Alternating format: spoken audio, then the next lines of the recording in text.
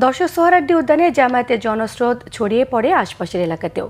রাজধানী কারওয়ান বাজার এলাকায় আছেন আমাদের বিশেষ প্রতিনিধি রিশান নাসরুল্লাহ। সরাসরি কথা বলবো তার সঙ্গে।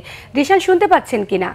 রিশান, আমরা জানি যে জামায়াতের সমাবেশ চলছে, কিন্তু এখনো আসছে জনস্রোত, সব মিলে পরিবেশ কেমন দেখতে পাচ্ছেন? রাজধানীর সোহরাওয়ার্দী উদ্যানে বাংলাদেশ জামায়াত ইসলামীর মহাসমাবেশ চলছে।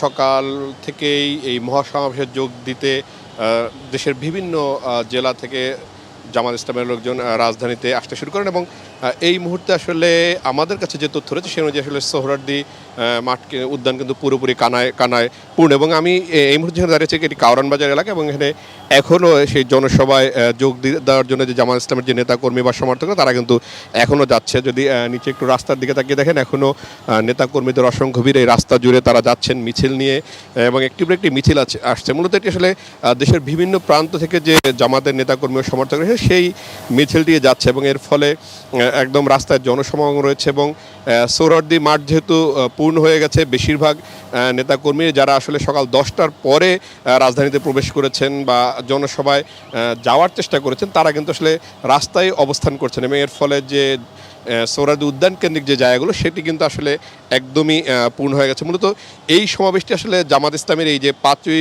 আগস্টের পরবর্তী যে গণঅভ্যুত্থানের পরবর্তী সময় সেটি আসলে জামাত ইসলামের যে রাজনৈতিক অবস্থান সেটি ব্যাখ্যা করে, একই সঙ্গে জামাত ইসলাম যে নির্বাচন সংস্কার কেন্দ্রিক যে দাবিগুলো তুলেছে সেটি জানান দিতেই মূলত তাদের এই মহাসমাবেশের আয়োজন। এবং সেই মহাসমাবেশে প্রধান বক্তা হিসেবে থাকবেন জামাত ইসলামের আমি ডাক্তার শফিকুর রহমান। তিনি হয়তো নির্দেশনা দেবেন। আমাদের কাছে যতটুকু তথ্য রয়েছে সে অনুযায়ী জামাত ইসলাম এই সমাবেশ থেকে 7 দফার একটি ঘোষণা দিতে পারে, যার মধ্যে আসলে পিআর পদ্ধতিতে নির্বাচন রয়েছে, একই সঙ্গে রয়েছে সংবিধান সংস্কার কিংবা জুলাই সনদ ঘোষণার মতো বিষয়গুলিও থাকবে জামাত ইসলামের নেতাদের বক্তব্যে। এবং এই সমাবেশ হলে দুপুর 2টায় শুরু হওয়ার কথা মূল সমাবেশ, সেটি হয়তো চলবে বিকাল পর্যন্ত। এবং সেই সমাবেশে যে জনগণ বা যেই জামাত ইসলামের যে নেতাগণ তারা কিন্তু অংশগ্রহণ করছেন। এবং আমরা দেখছি পর্যায়ক্রমে অর্থাৎ বেলা যত বাড়ছে রাজধানীতে কিন্তু জামাত ইসলামের নেতা কর্মী বা সমর্থকদের ভিড়ও কিন্তু ততটাই বাড়ছে।